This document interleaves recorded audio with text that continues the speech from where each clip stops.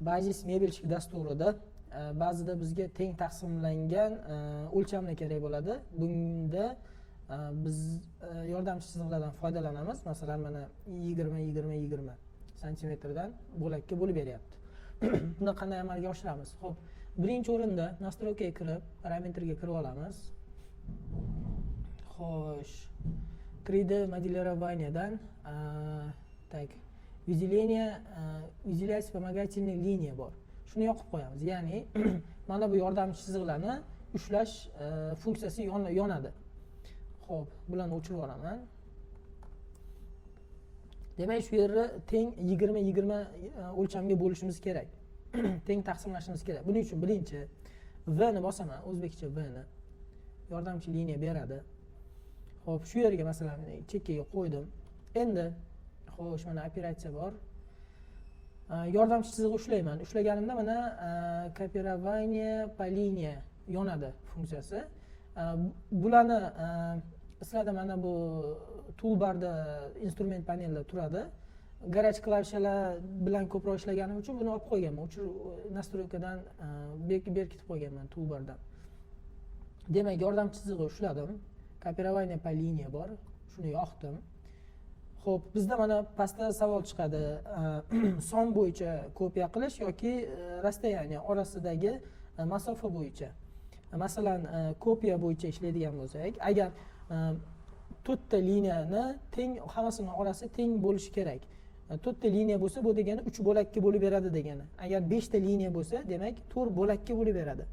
Shu, masalan, birinchisi bilan ishlaymiz mana. Bizga 4 ta liniya kerak. Mana yerga to'g'ri bosib, enter bosib qo'yamiz.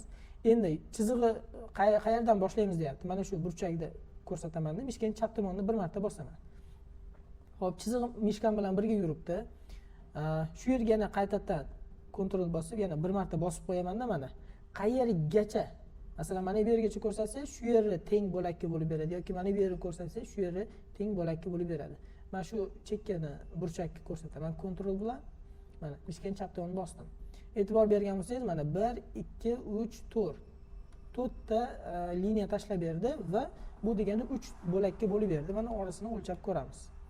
20 20. Shu holatda ishlaydi. Endi masalan sizga kerak bo'lishi mumkin 12 dan bo'lsin hammasining orasi. Buni ko'ramiz. Xo'p, liniyani tanlaymiz. Mana i ga qo'yib olganman, ya'ni i ni bosaman. Endi mana bu yerga yozamiz biz. Aynan nechidir o'lchamdan qo'yib berish kerak. Shuning uchun mana bu yerga yozamiz. Masalan, 12. Mana bu yerni ko'rsatamiz, yana boshqatdan ko'rsatamiz mana. Shu yergacha bo'ladigan bo'lsa 12. Mana 12 hammasini 12 dan bo'lib beradi. Siz ko'rsatgan yergacha 12 dan ko'rsatadi. Xo'p, bo'lishi mumkin. Agar kiritayotgan o'lchamingiz 12 ga teng taqsimlanmaydigan bo'lsa, bitta liniya kamroq yoki ko'proq tashlab qo'yish mumkin. Shu holatda ishlanadi va yana yordamchi liniya bilan ishlash uslubi bor. Masalan, mana bu yerda bizga bu yoqqa aytaylik 300 va 300 emas, 100 deylik. 100 va bu yoqqa ham 100 kerak bo'ladi. Shuni yordamchi liniya bilan qanday tenglikka bo'lish mumkin?